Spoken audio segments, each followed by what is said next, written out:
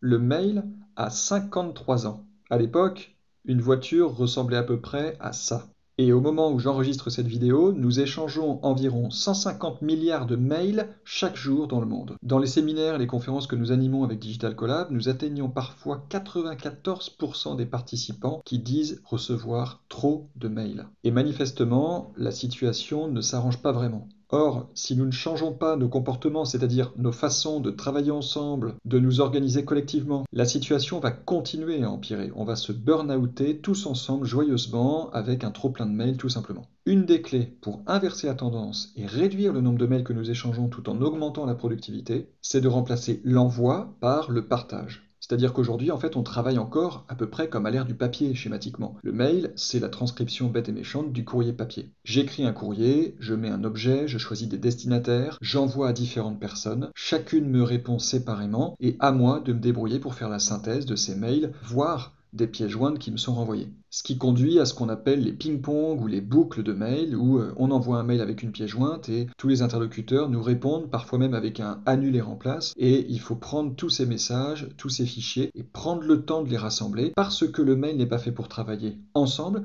mais pour travailler l'un après l'autre. Si vous regardez cette vidéo, il y a des chances pour que vous travailliez encore un peu comme ça. Alors, il y a une autre façon de faire. Par exemple, quand on travaille dans un même document à plusieurs, que ce soit en même temps ou pas, bien sûr, c'est devenu très facile et aussi simple de le faire en même temps que de le faire l'un après l'autre. En fait, le mécanisme est un peu différent et c'est parce qu'on a pensé les choses différemment dès le début qu'on peut ensuite gagner énormément en productivité. Alors, l'idée est très simple en fait. À gauche, on a des flux de courriers et de pièces jointes qui circulent à toute vitesse et en permanence entre les personnes. À droite, on a pris le temps au milieu de mettre en œuvre un espace de travail partagé, on donne des accès, on gère des accès, et chacun peut ouvrir, consulter et modifier le document à n'importe quel moment, depuis n'importe où et depuis n'importe quel objet d'accès. Et ça change tout. Parce que si on passe d'un système où il y a beaucoup de dynamique de façade, mais en fait c'est sclérosant, c'est paralysant parce qu'on est dans la gestion pure et simple, un peu dans la plomberie de l'information, eh bien à droite, on a un système qui paradoxalement est beaucoup plus stable, mais donc beaucoup plus dynamique dans le contenu. C'est-à-dire qu'une fois qu'on a pris le temps de se mettre ensemble, de se mettre en route avec tout simplement par exemple un dossier partagé, et on se dit bah maintenant tout ce qu'on fait ensemble on le met dedans sans forcément envoyer un mail à chaque fois qu'on fait quelque chose, sans forcément dire aux collègues chaque fois qu'on crée un document ou qu'on ajoute un fichier, et bien tout simplement par défaut, toute l'équipe projet, tous les interlocuteurs ont accès à ce à quoi ils doivent avoir accès, et on supprime à peu près 100% des mails qui circulaient auparavant dans les mêmes circonstances. Donc ça, c'est un des paradoxes du digital, c'est qu'en passant de l'envoi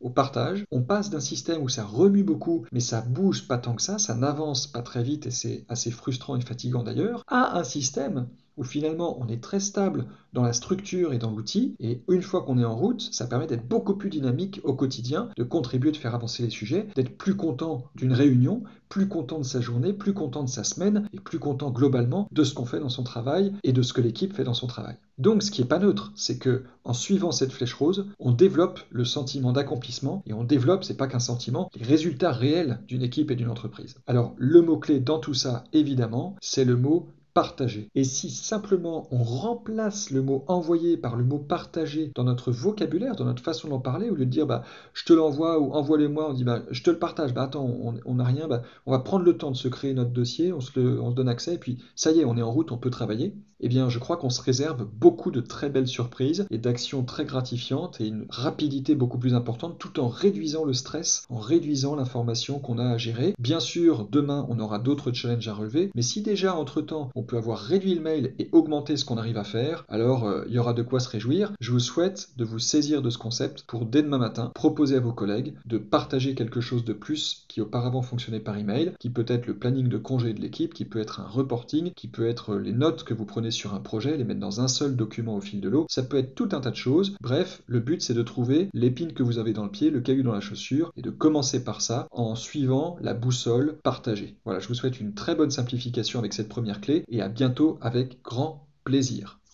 Juste avant de nous quitter, et pour être sûr de bien être averti des prochaines vidéos, je vous encourage à cliquer ou à toucher s'abonner juste en dessous de la vidéo, voire même à toucher la petite cloche pour avoir les notifications sur votre smartphone ou par ailleurs par un autre moyen que vous choisissez pour bien être averti de nos prochaines vidéos. Et surtout, mettez-nous un pouce vers le haut pour savoir si la vidéo est utile et intéressante et postez en commentaire toutes vos suggestions d'amélioration. Un grand merci par avance.